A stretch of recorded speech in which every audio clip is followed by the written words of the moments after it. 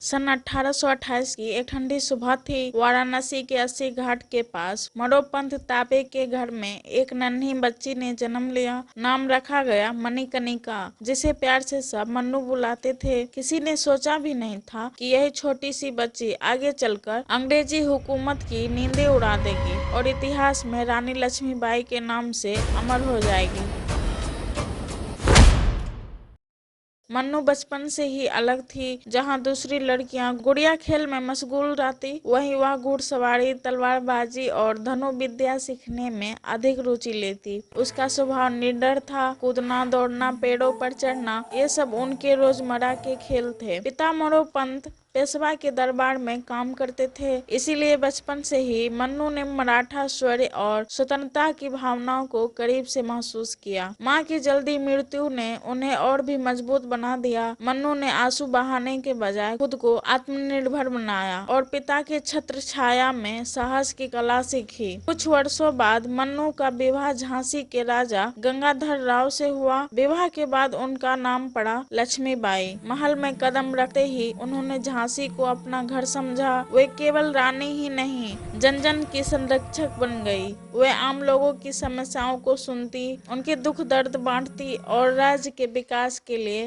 योजनाएं बनाती। झांसी की जनता उन्हें दिल से चाहने लगी। समय बीतता गया और रानी ने एक पुत्र को जन्म दिया, लेकिन कुछ ही दिनों में उसका निधन हो गया। इस गहरे दुख में उभरते हुए राजा और रानी ने एक पुत्र को गोद लिया, जिसका नाम रखा दामोदर राव। लेकिन किस्मत को शायद कुछ और ही मंजूर था। 1853 में राजा गंगाधर राव भी चल बसे। अब झांसी की बागडोर अकेले रानी के हाथों में थी। उसी समय अंग्रेजों ने लेफ्ट का सिद्धांत लागू किया, जिसमें कहा गया कि जिस राज का कोई वास्तविक उत्तराधिकारी न हो, वह राज अंग्रेजों के अधीन हो जाएगा। अंग्रेजों ने दामोदर राव को उत्तराधिकारी मानने से इनकार कर दिया और झांसी को हड़पने की कोशिश की। रानी लक्ष्मीबाई ने मजबूती से कहा, मैं अपनी झांसी नहीं दूंगी। यह शब्द सिर्फ वाक नहीं, बल्कि विद्रोह की मशाल थे, जिसने पूरे भारत में आजादी की आग भड़का दी। रानी ने किले की सुरक्षा मजबूत की, सेना को प्रशिक्षित किया और महिलाओं को भी युद्ध कला सिखाई। यह पहली बार था जब महिलाओं ने इतनी बड़ी संख्या में युद्ध की तैयारी की। रानी स्वयं घोड़े पर बैठकर तलवार चलाने का अभ्यास करती और सैनिकों का उत्साह बढ़ाती। उसके पास 3 प्रिय घोड़े थे, बादल, सारंगी और पवन। बादल पर सवार होकर युद्ध में उनके अद्भुत कौशल की कहानियां आज भी सुनाई जाती है। 1857 का विद्रोह शुरू हुआ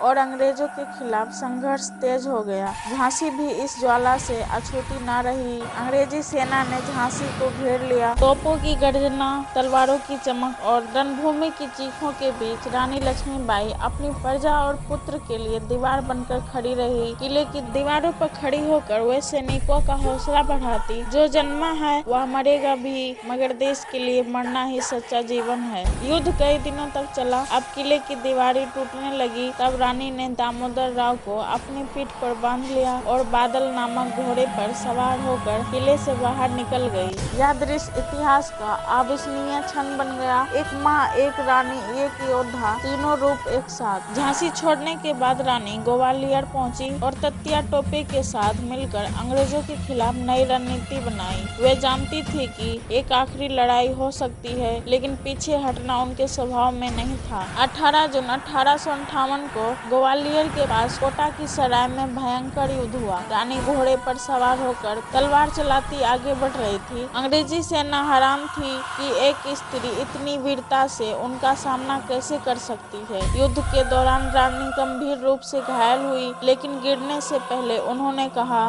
देश के लिए लड़ते लड़ते मरना ही मेरा धर्म है। और उसी क्षण उन्होंने रणभूमि पर प्राण त्याग दिए। मात्र 29 वर्ष की आयु में रानी लक्ष्मीबाई अमर हो गई। उनका शरीर भले ही मिट्टी में समा गया, पर उनका साहस, उनका आत्मसम्मान और उनका निडर आवाज भी गूंजता है। झांसी की रानी झांसी नहीं देगी। रानी लक्ष्मीबाई सिर्फ एक नाम नहीं, बल्कि स्त्री शक्ति का प्रतीक है। उन्होंने यह साबित किया कि देशभक्ति उम्र, लिंग या स्थिति की मोहताज नहीं होती। अगर इरादा मजबूत हो तो इतिहास भी झुक जाता है। आज भी हर भारतीय के दिल में रानी लक्ष्मीबाई की कहानी सिर्फ इतिहास नहीं, प्रेरणा का स्रोत है। हिम्मत से लड़ना, अन्याय के सामने न झुकना और अपने देश के लिए समर्पित रहना। रानी चली गई लेकिन उनकी गूंज आज भी हवा में तैरती है। खूब लड़ी मर्दानी, वो तो झांसी वाली रानी थी। यह कहानी सिर्फ अतीत नहीं, भविष्य के पीढ़ियों के लिए एक संदेश है। साहस सिर्फ तलवार से नहीं, इरादों से पैदा होता है।